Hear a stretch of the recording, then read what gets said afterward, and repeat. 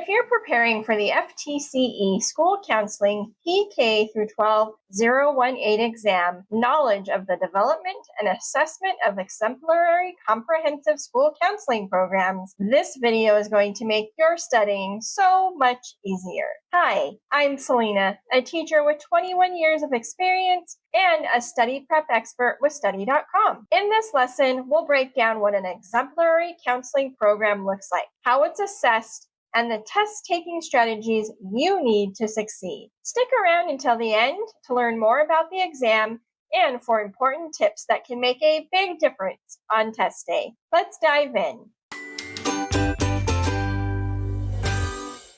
Which of the following is an effective strategy for sharing closing the gap reports with teachers? A. Discussing reports in one-on-one meetings. B. Sending a group email to all teachers. C. Sharing reports during a staff meeting. Or D. Posting reports on a public bulletin board. Let's walk through the process of elimination. B is incorrect. This is too generic. Teachers can't ask questions or get personalized feedback.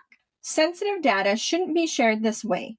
C is incorrect. It's not appropriate for discussing individual student gaps. D is incorrect. This is never okay. It violates privacy rules. The correct answer is A, in discussing reports in one-on-one meetings with teachers. This process provides an opportunity for detailed explanation and discussion. It allows for personalized feedback and collaborative planning for future strategies.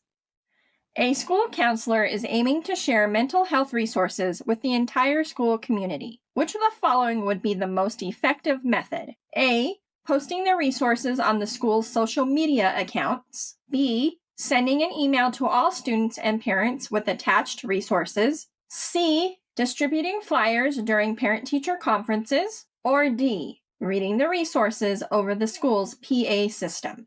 A is incorrect. Not everyone follows the school's accounts, and important mental health info shouldn't rely on the optional platform. C is incorrect. This only reaches families who attend. Many won't get the information. D is incorrect.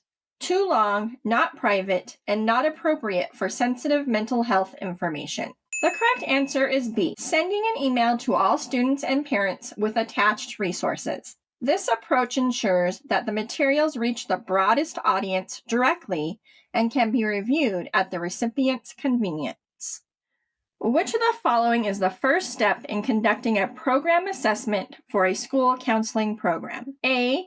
Identifying the goals of the counseling program. B. Analyzing the school's budget for counseling services. C. Gathering feedback from teachers and parents. Or D. Reviewing student achievement data. B is incorrect. Budget matters later, but you need goals first to know what resources you actually need. C is incorrect. Feedback is helpful, but you can't interpret it until the program's goals are defined. D is incorrect. Data is important, but it only makes sense in the context of clearly defined goals. The correct answer is A. The first step in conducting this type of program assessment is identifying the goals of the counseling program. This step is critical because it provides a framework for evaluating the program's effectiveness and identifying areas of improvement. As a school counselor, when developing a comprehensive school counseling curriculum, which of the following methods is the most effective for disseminating materials and resources to all stakeholders? A. Posting materials on the school's website. B. Sending mass emails to all stakeholders. C. Conducting in-person meetings with each stakeholder individually. Or D. Utilizing a combination of emails, website postings, and in-person meetings. A. Only works if people remember to check the site, and many won't. B. Emails get missed, ignored, or filtered. Not everyone relies on email.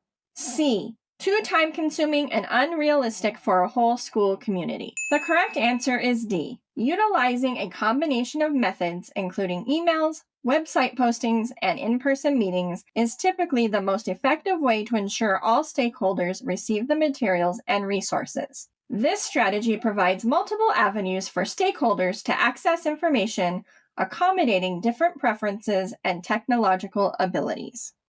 Now that you've worked through a few sample questions, let's take a closer look at what this part of the FTCE School Counseling PK-12 018 exam is really measuring.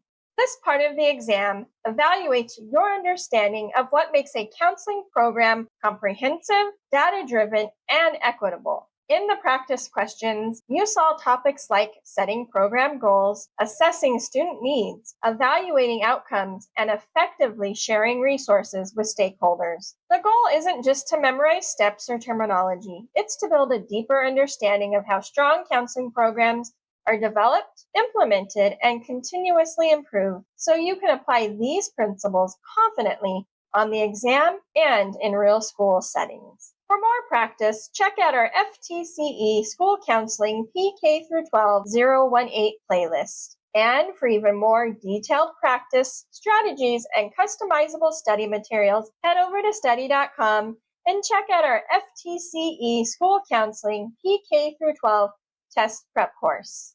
Those who use study.com boast a 92% pass rate. Our courses include full-length exams, hundreds of authentic practice questions, and short, targeted video lessons specifically developed based on the latest test updates. With our resources, you'll know exactly what to expect on test day. Like this video and subscribe to this channel to get all the latest FTCE test updates. And please leave your questions and success stories in the comments. Thanks for watching. Happy studying.